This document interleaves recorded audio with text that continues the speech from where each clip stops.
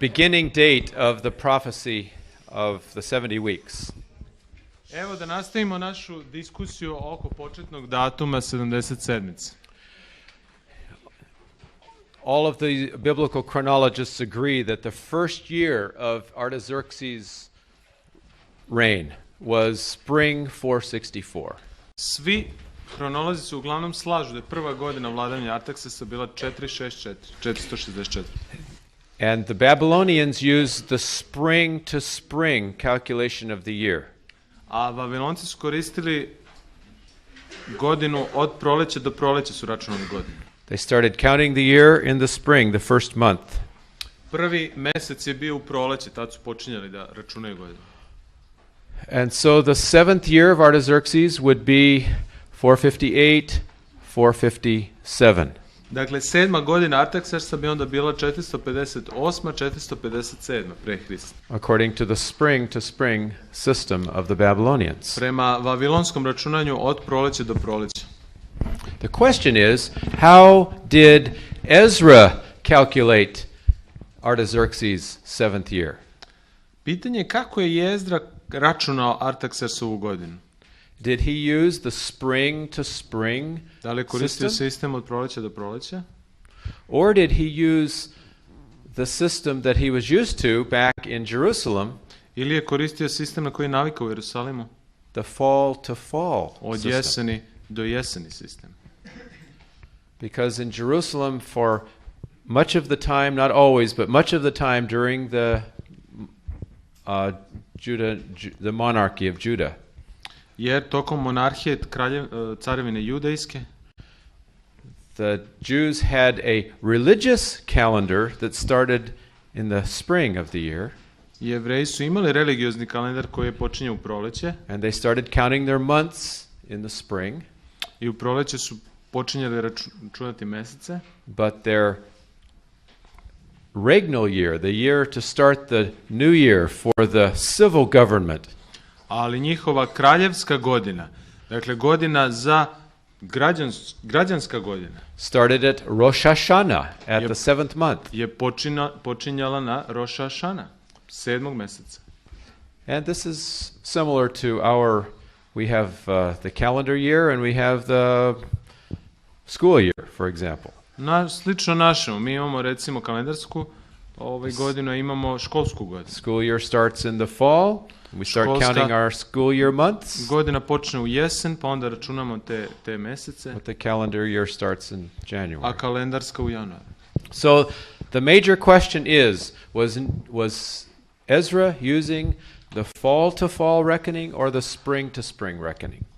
Glavno pitanje je da li je Jezra koristio računanje od jeseni do jeseni ili od proleća do proleća. If he was using the spring to spring reckoning, then it was the year 458 when the command went forth.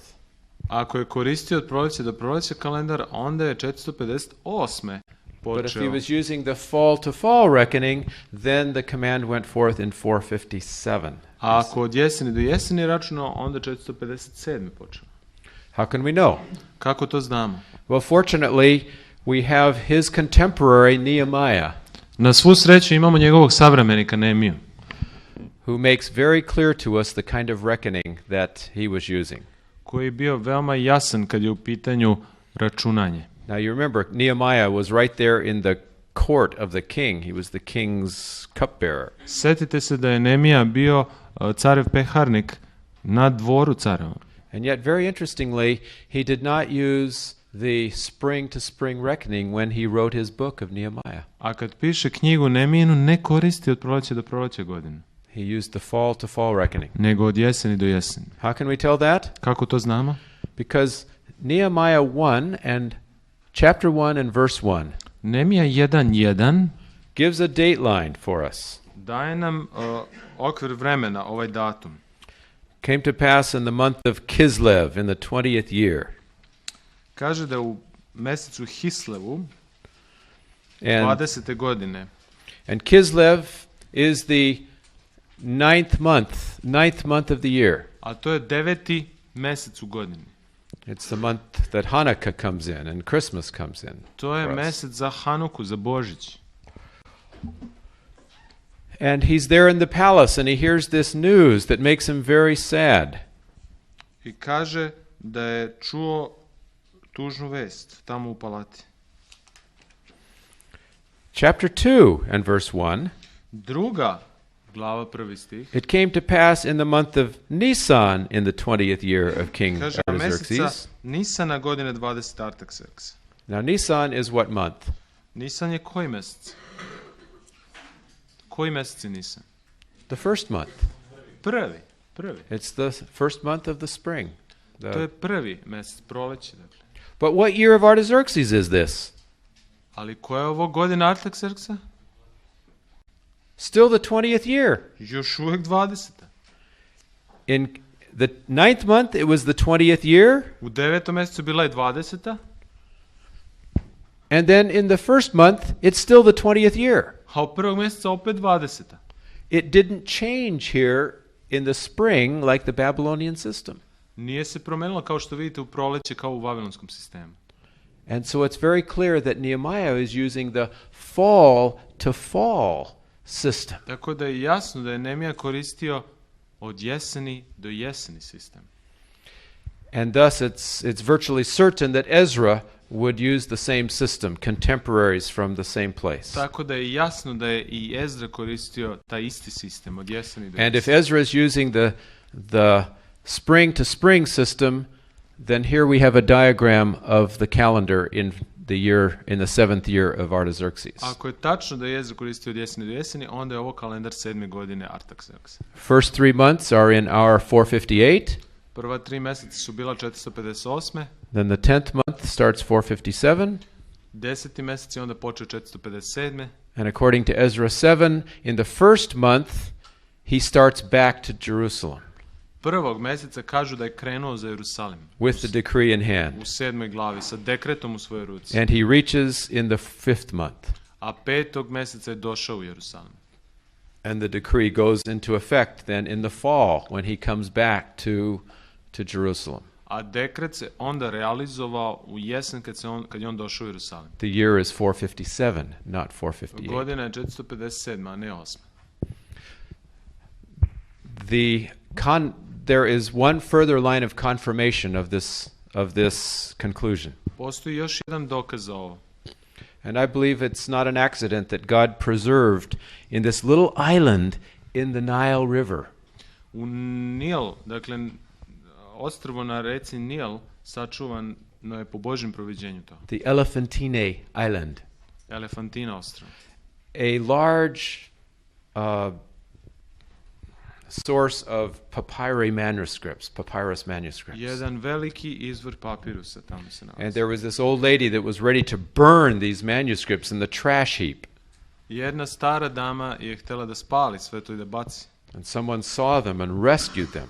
Neko je to video i spasao te. And here were these documents written from the time of Artaxerxes. To su dokumenti iz Artaxerxovog vremena. And they were dated in Persian dates Persijski datumi su tamo. and in Egyptian dates and in Persian. Jewish dates. Čuješ? Dakle, tu imamo egipatski način računanja vremena, datume usporedbi sa jevrejskim. So they had 2 dates on them. 2 datuma imamo. And by comparing the dates of when they shifted to the next year of the king, it's clear that in Elephantine the Jews were using the fall to fall reckoning. I jasno je kad uporedite te spise da je prema elefantinskim rukopisima od jeseni do jeseni. And so God preserved on that little island a witness even into the 20th century. U 20. veku Bog je sačuvao svedoka na tom ostrvu. For the date 457 as the basis of the 70 weeks prophecy. Za godinu 457 kao osnovu 2300 dana i noći. And of course from that prophecy we can figure the coming of the Messiah. A od tog proroštva računamo i dolazak Mesije. And you're acquainted with diagramming the 70-week prophecy. A taj dijagram 70 sedmica znate. But our interest is seeing that this same date is also the beginning of the 2300-day prophecy.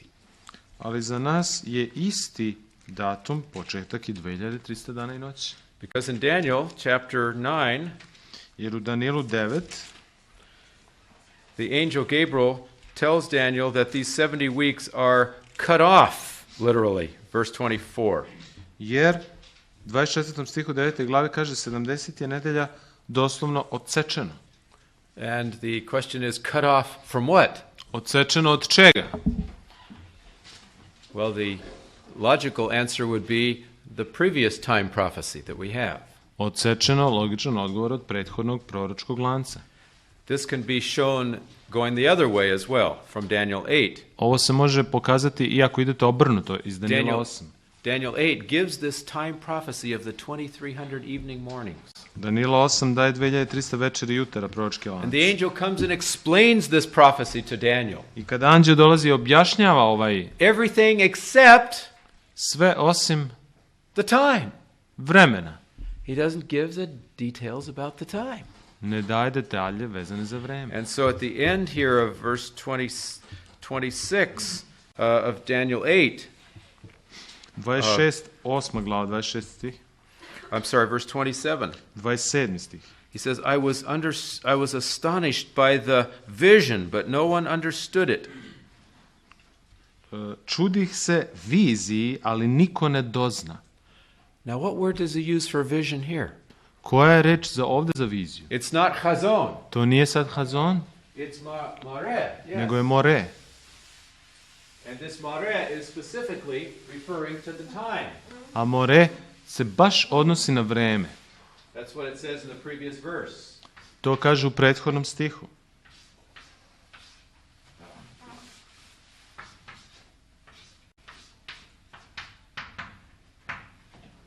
The mare. Mare. This is the time part of the vision, and Daniel does not get the explanation for that. Dakle, ovo je vremenski deo one vizije i Danilo nije dobio objašnjenje za to. And he's very confused. He wants to Zbunjen je. understand this time part of the vision. Njega interesuje ovaj vremenski deo vizije. And so in Daniel 9, as the 70 weeks, as the 70-year prophecy of Jeremiah is about to come to pass, I u Danilu 9, kada se svršavaju 70 godina iz Jeremije, dakle doslovnih 70 godina, Jeremiah said they would be in captivity for 70 years. Jeremija kaže bit će u zarobljeništvu 70 godina. And so Daniel is praying, Lord, the 70 years is almost up. When are we going to go back? I Danilo se moli, Gospode, 70 godina je pri kraju, kad se vraćamo? And while he's praying, God sends the angel Gabriel to answer his prayer. I dok se moli, Gavrilo dolazi da mu odgovori na molitvu. And the angel Gabriel says, verse I Gavrilo 23, kaže, 23. stih, verse 22 and 23, he says, I have come forth now to give you skill to understand. Danilo, sad izidog da te urazumim. At the beginning of your supplications of the command went out, and I have come to tell you, for you are greatly beloved. I ja dođu da ti kažem, jer si mio. Now therefore consider the matter and understand the vision. Zato slušaj reč i razumi utvaru. What word does he use for vision here? Koja je ovde reč za utvaru? The mare. Mare. The very thing that he was trying to understand about the time, now the angel comes. Baš ona stvar koju on hteo da razume o vremenu. And what's the first thing the angel mu says? dolazi. I koja je prva stvar koju anđeo kaže? It's about time. I to je o vremenu. So the angel is coming to give the rest of the interpretation of the 2300 days. Anđeo u stvari dolazi da otkrije ostatak tumačenja 2300 dana i noći. And he gives the beginning of that 70 week and 2300 day prophecy. I otkriva početak 70 sedmica i 2300 dana i noći. So the links between Daniel 8 and Daniel 9 are very strong and very clear. Tako da su veze između ove dve glave jako snažne.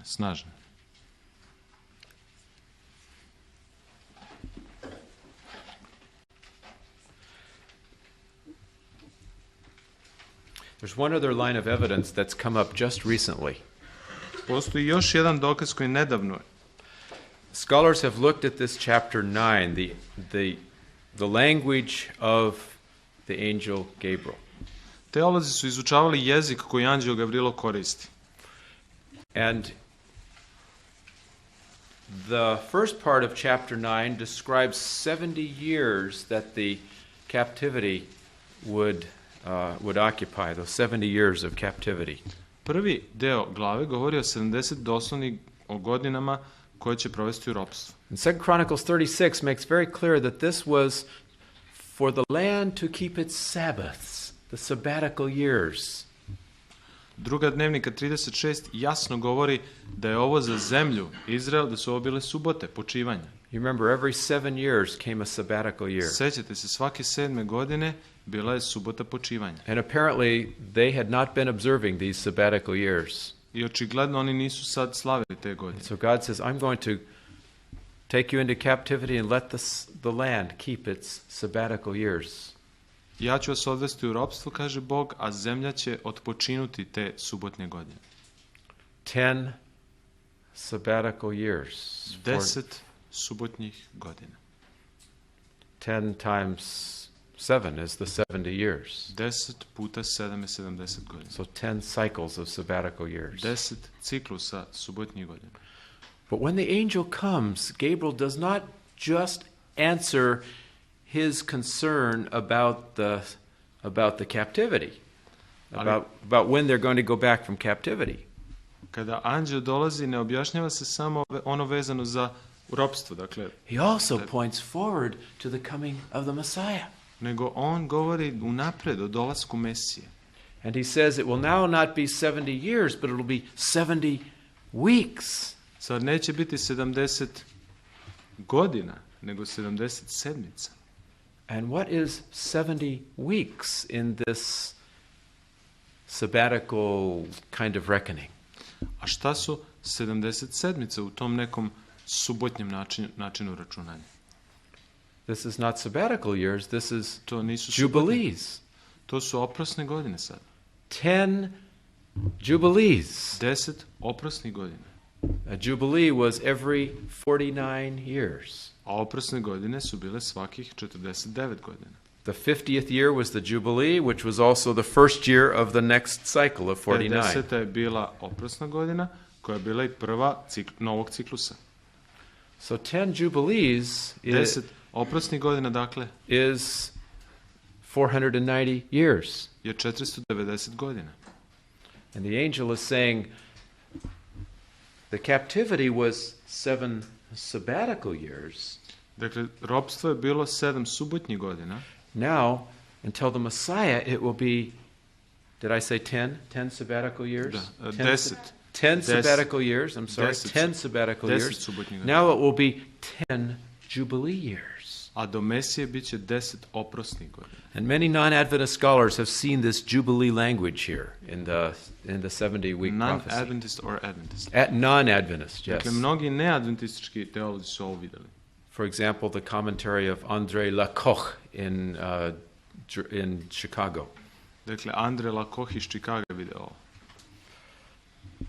So if it was going to be 10 jubilees until the coming of the Messiah, Ako će 10 oprosnih godina biti do Mesije, would it not make sense that the decree would start at the beginning of a jubilee? zar nije logično da dekret počne onda na početku oprosne godine? And that the 70 weeks, AD 34, would be the end of a jubilee? A da 70 sedmice, kraj 34. godina, bude kraj oprosnih godina. My colleague at Andrews, Dr. Waterhouse, Douglas Waterhouse, Moj kolega s Andrewsa, Douglas Waterhouse, he has not published this research, unfortunately, nije on, nažalost, objavio ovo izučavanje, but he has gathered all of the evidence from the Jewish sources about the calculation of the jubilee years. ali je sakup iz jevrejskih izvora računanja oprosne godine. And he has shown that the jubilee year around the time of Artaxerxes Pokazuje da je oprosna godina u vladavini Artakserksa came in 457. bila 457. None of the other decrees of Cyrus or Darius or the second decree of Artaxerxes, none of those came on a jubilee year. Nijedan od drugih dekreta nije pao na oprosnu godinu. Samo 457. So I'm giving you some of the icing on the cake, as it were. To je, A new evidence. to su novi dokazi, to je sad šlag na tortu. that reconfirms the older evidence. koji potvrđuju stare dokaze. We've got the right date here as the beginning. Dakle, imamo ispravan datum početka. Now we've already talked about the year-day principle here in Daniel 8. Već smo govorili o dan za godinu principu, Daniel 8. So let's go to the ending of the 2300-day prophecy. Ajde da idemo sad na završetak 2300 dana i noći. Daniel 8:14. Danilo 8:14. For 2,300 evening mornings, then shall the sanctuary be cleansed. Do 2300 dana i noći, onda će se svetinja očistiti. Now, some have tried to argue that this should be divided in half. Neki razmišljaju, hej, pa ovo treba podeliti na pola. Because it says 2,300 evenings, mornings. So maybe it's Jer half of neki them kažu- evenings and half of them mornings. Pošto je u originalu 2300 večeri i jutara, znači na pola, jer pola večeri, pola jutara, znači jedan dan. Why do they suggest this? Zašto ovo predlažu? Because it fits their premise that it's Antiochus Epiphanes. It fits a little closer. Zato što odgovara bliže Antiohu Epifanu. Oni imaju predrasude da je Antioh Epifan taj. You remember the 3 years that Antiochus Epiphanes, 3 godine 3 years that he desecrated the temple. je onečistio hram Antioh Epifan. And this makes it closer to 3 years. A ovo je bliže 3 godine kad se... Although still it's not exactly right. Ali opet nije tačno. None of these dates fit with the Maccabean hypothesis, even if you divide it in half. Nijedan ovaj datum nije u skladu sa makabejskom hipotezom, čak i ako ga na pola podelite. But as a matter of fact, Hebrew grammar does not allow you to separate those evening mornings into two. Ali jevrejska gramatika vam isto ne dozvoljava da veče i jutro delite na dve realnosti. It does not say evenings and mornings in the Hebrew. U jevrejskom ne kaže večeri i jutara. It says evening, morning. Kaže veče, jutro. This is a unit together in the Hebrew Jedinstvo. language. Dakle, to je jedna jedinica, veče, jutro. And where else in the Bible do you find evening, morning in that A order? gde imate veče, jutro u Bibliji? Creation. It's right in Genesis chapter 1. Dakle, prva Mojsija, da. And so here we're talking about an evening, morning, a day in time. To je dan, dakle, veče, jutro je dan. So I think it is indisputable that the time here is 2,300 days, which, as we've already seen in the context, must be 2,300 years. 2300 dana je to večeri i jutara, dakle, to je jasno. Which takes us down to the year 1843, 44. Dovodi nas do 1843. Just a digression for Yes. about evening mornings. Why is Yes. that expression used here? Evenings, morning. Is that because of the Well, sacrifice? this is a good question. Yeah, why the evening, morning here? Zašto uopšte taj izraz, pitao sam veče i jutro? Yeah. Yes, one reason we already discussed is Jedan that razlog koji smo već spominjali, it's not the normal way of giving time, and there is no description of normal time in Daniel when you're talking about symbolic to time. nije normalan izraz za vreme u Danielu, znači hoće da... But I believe the other is that Ali this postoji još jedan. last part of Daniel 8 is all in sanctuary language. Ovaj posljednji deo svetinje, The description Danila of the koristi tamid. jezik svetinje i tamida. The description of the trampling of the sanctuary. Gaženje svetinje je prethodna misao. And so the language of evening and morning is the language of sacrifices. To je u stvari jezik žrtava, veče i jutro. But the daily sacrifice is not described as evening, morning. Ali dnevna žrtva nije opisana kao veče i jutro. I'm interested in your translation for U našem verse prevodu, 13. 13. stih. How long will be the vision concerning the daily? How does it does it say just the daily, or does it say the daily sacrifice? Daily sacrifice. Yeah. Because the translators here are thinking Antiochus Epiphanes. Jer prevodioci su razmišljali u kontekstu Antioh Epifana. Znači, And Antiochus Epiphanes took away the daily sacrifice. Antioh Epifan je uzeo ili Prestale su da se prinose svakodnevne žrtve. And he sacrificed pigs on the altar instead of lambs. Svinje je stavio na oltar umjesto jagnjadi. But the word sacrifice is not in the Hebrew.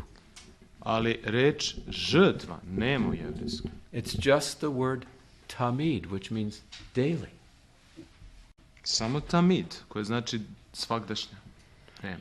So it's not just pointing to the sacrifice. Tako da ovo ne upućuje samo na žrtvu. It is describing the whole services of the sanctuary that happened regularly. To ukazuje na celokupnu službu u svetinji, koja se i tokom godine vršila. Dakle, yes, it included the sacrifice. Naravno, uključena je žrtva. But it also included the other priestly activities that were carried on every day, the mediatorial ministry of the priest. Uključena je i druga posrednička služba sveštenika cele godine, dakle svakodnevno. That he did at the altar of incense, na kadilnom oltaru, and at the lampstands, they were changed. Svećnjak, tamid, dnevno se i to menjalo. And the bread was also there. The text specifically said the bread was there tamid. It was there continually. I hleb je bio tamid, neprekidno. And so, while the expression evening and morning has a flavor of the sacrifices of the sanctuary, dok izraz veče i jutro ima prizvuk žrtve u svetinji, yet it's not referring specifically to the evening morning sacrifices. To ipak ne ukazuje direktno na žrtve samo. Because as we read in Exodus chapter 29, jer 2. Mojsijeva 29, the daily sacrifice is called the morning and evening sacrifice. Dnevna žrtva je jutro veče. Morning comes first, then comes evening. Jutro je prvo, pa onda veče. So the fact that we have evening and then morning here takes us beyond the sacrifices to creation. Veče, jutro je izraz koji nas vodi, prevazilazi žrtveni jezik i prema stvaranju ukazuje. Was that helpful? Does that answer your question that you had? I guess your question it was. Yes, so now your question here. Da li je ovo isto fraza u Danilu 8.14? Ovdje imamo dane i noći, a u stvaranju imamo veče i jutro. To je isti jezik ili... To je isti u jevrejskom, da. Naš prevod. Our translation has days and nights, not evening and morning. So it's a little bit confusing. Okay, yeah, it's the word erev. Dakle, jevrejski je erev, boker, dakle, to je veče i jutro. Erev is evening. To je veče. This is morning. Jutro. But I think this is not a big problem. No, to nije. No. Da li Dukan to povezuje također sa jezikom stvaranja, ali nisam siguran da li je stvaranje vezano za Jom Kipur. Jer čini mi se da Dukan kaže da je stvaranje vezano za Jom Kipur, pa da je ovo u stvari jezik Jom Kipur. Yes, I understand what you're saying. You don't need to good, translate. This is good. Keywords. And this is another crucial link. To je još jedna veza, da. Leviticus 23:32. 3. Mojsijeva 23, 23, 32 32 indicates that the Day of Atonement was celebrated from evening to evening. Kaže se da je dan pomirenja bio od večera do večera. Doesn't actually say evening morning, but it implies that. Evening comes first and then da, the evening. Jom Kipur je zanimljiv, dakle veče dolazi prvo. Ne kaže i jutro, ali veče prvo. So I think Dukan is right here. There's an echo to the Day of Atonement here. Dukan je u pravu. Ovo je eho za dan pomirenja. So now let's look at the ending date of the 2300 days. A sad da pogledamo posljednji datum 2300 dana i noći. We do the calculations day for a year and we come to 1844. I imamo računanje i došli smo do 1844. At first the Millerites thought it should be 1843. U stvari, Mileritski pokret je tvrdio da je 1843. Why did they miss it by 1 year? Šta se dogodilo sa tom jednom godinom? Yeah, they forgot about the 0 year. Zaboravili su nultu godinu, da. When you move from before Christ to after Christ, there's no 0 year. Kad idete pre i posle Hrista, taj prelaz nema nulte godine. You just go from 1 BC to 1 AD. Imamo prvu pre Hrista i onda prvu posle. So you have to add an additional year to get to the right year in the conclusion. Tako da morate dodati jednu godinu da bi na kraju došli do ispravno. When was Day of Atonement? Let me back up. So we come to the right year, 1844. Dakle, došli smo do prave godine, 1844. What time of year would we say that the prophecy would be fulfilled? Koje doba godine bi bilo ispunjenje proroštva? Well, here is where our pioneers combined Daniel 8 with the festivals, with the festival typology. Ovde su sa prazničnom tipologijom onda kombinovali Danila 8. They saw here the imagery of the Day of Atonement, like we've already said. Videli su ovde sliku iz dana pomirenja. And the description of the cleansing of the sanctuary. I opis čišćenja svetinje. This is Day of Atonement language. To je dan pomirenja, jezik iz dana pomirenja. And so they asked, when does Day of Atonement come in 1844? I onda su se pitali, a kad taj dan pomirenja dolazi 1844? Now, Desmond Ford and others have scoffed at our Adventist pioneers. Desmond Ford I ostali su ismejavali pionire. They have said how naive, how ignorant they are. Kako je to naivno, kakve neznalice. They could have gone just to a Jewish almanac, which gives you the time for Day of Atonement in 1844. Mogli su otići u jevrejski almanah i vidjeti dan pomirenja, kad je bio 1844. And what date is listed in the Jewish almanac? What exact date? Koji tačno datum je u tom jevrejskom almanahu? September 21, not October 22. 21. september, nije 22. oktober. So why did they choose October 22? Otkud im ideja onda da izaberu oktober 22. Very naive, very unscholarly. Vrlo naivno, vrlo nenaučno. Or are the skeptics naive and unscholarly? Ili su skeptici ovde naivni I nenaučni? The date of September 21 is the rabbinic calculation for Day of Atonement on that year. September 21. bio je rabinsko tumačenje dana pomirenja. And how did the rabbis calculate that date? A kako su rabini računali vreme? They used mathematical formulas. Koristili su formule matematičke. Because you remember the Jewish year was a combination of the lunar year and the solar year. Sećate se da je jevrejska godina kombinacija lunarne, po mesecu godine I solarne. And the lunar year is about 10 days shorter than the solar year. A lunarna godina je oko 10 dana kraća od solarne. So about every 3 years you have to add another month. Svake 3 godine morate jedan mesec da dodate. To keep these two calendars together. Da budu usklađeni ti kalendari. More precisely, 7 times in every 19 years you need to add an extra month. U stvari, tačno svaki 7 puta u toku 19 godina treba da... Because almost exactly every 19 years, if you add 7 extra months, it will stay the calendars will stay together. Svaki together. 19 godina doda se 7 meseci, znači da bi to bilo usklađeno. But the question is, when do you add that extra month? Ali pitanje je kad dodajete taj ekstra mesec? Well, the rabbis just said, well, we will add it the first year and the third year and the 7th year. They just picked 7 times during these 19 and said, these are the times we will add it. Rabini su jednostavno sami izabrali tih 7 meseci gde će koji staviti, tih 19 godina. Rekli su, posle 1., 2., 3. nije bitno. But what's the problem with that method? Ali šta je problem s tim metodom? The problem is that at Passover time, u pashalno vreme, on the 16th day of the month, 16. meseca prvog, they needed to wave a ripe sheaf of barley. Trebali su da obrću zreo snop ječma. This is the name Aviv. Aviv, dakle. It's the name of the first Jewish month. To je prvi jevrejski mesec, tako mu je naziv. But it means a sheaf of barley that has turned brown and it's ripe, it's ready to pick. Ali to je snop ječma koji je braunske boje, sasvim zreo. I zreo je za branje. And so you could not have Passover coming too early so that you couldn't wave this ripe sheaf of barley. Tako da niste mogli onda Pashu imati ranije, jer ne možete da obrćete snop posle. So in biblical times, at the end of the 12th month every year, Na kraju 12 meseci svake godine u biblijsko vreme, the leaders would go out and they would look at the harvest. lideri bi otišli pogledali kakva je žetva.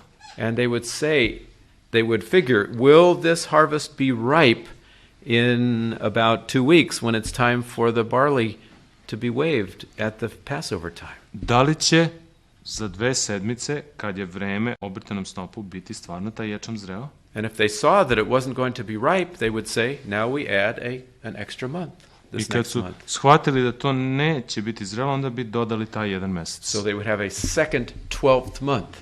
Onda bi imali drugi 12. mesec. And so the That's question Adar, for right? that was the second Adar. To je drugi Adar, da, taj onda 13. mesec se dodaje. The question was, in 1844, was it important to add this? Was it necessary to add the second Adar? Da li je 1844. bilo neophodno da se dodaje taj drugi Adar? According to the rabbinic calculation, Prema no. jevrejskim računilcama ne. This was not one of their mathematical years to add the second Adar. Nije trebalo dodavati prema matematičkim proračunima.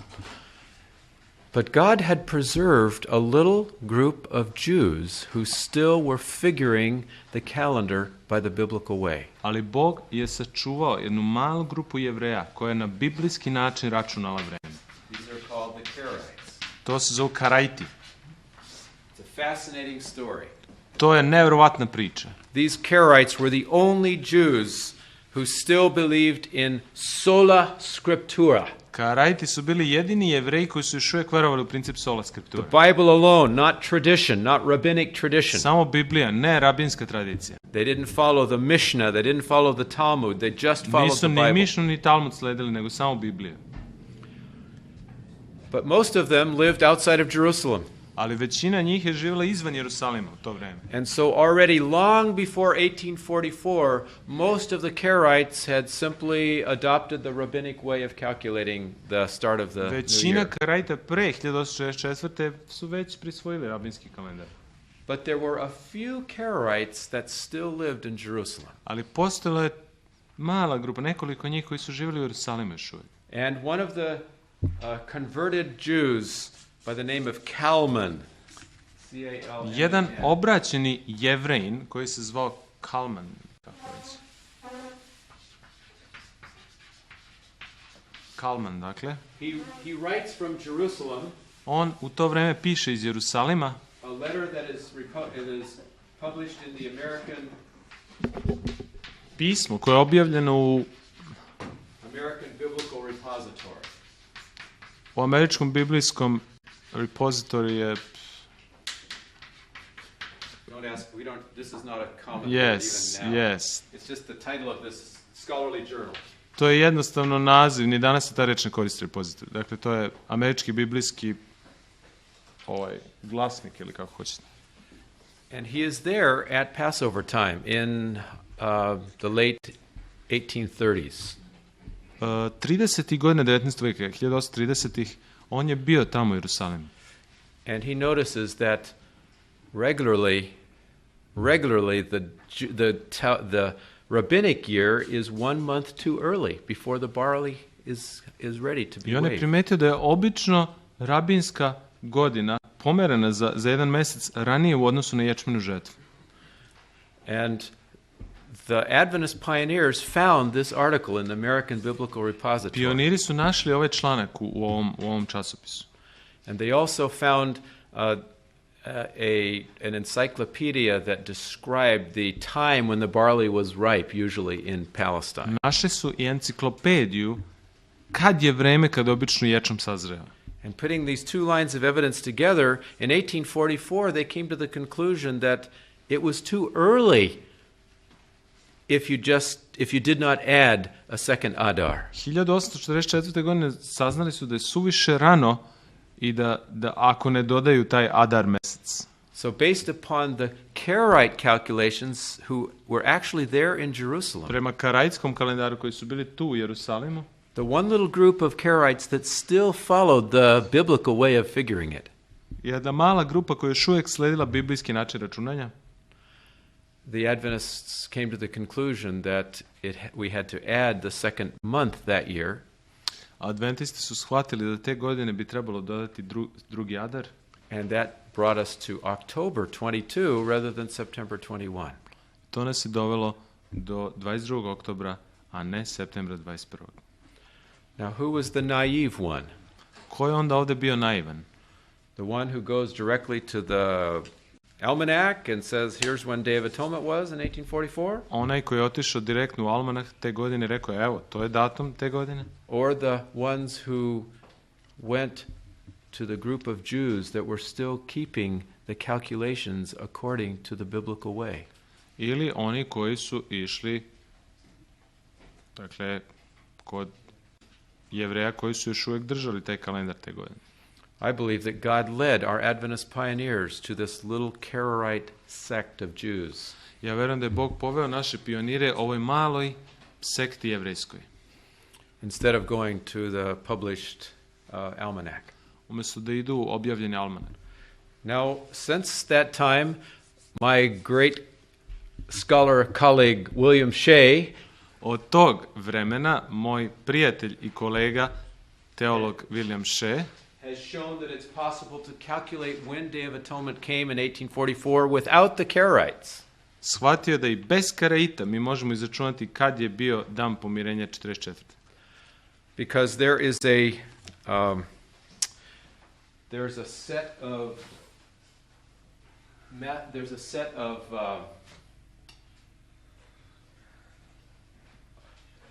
of calendar tables prepared by Parker and Duberstein.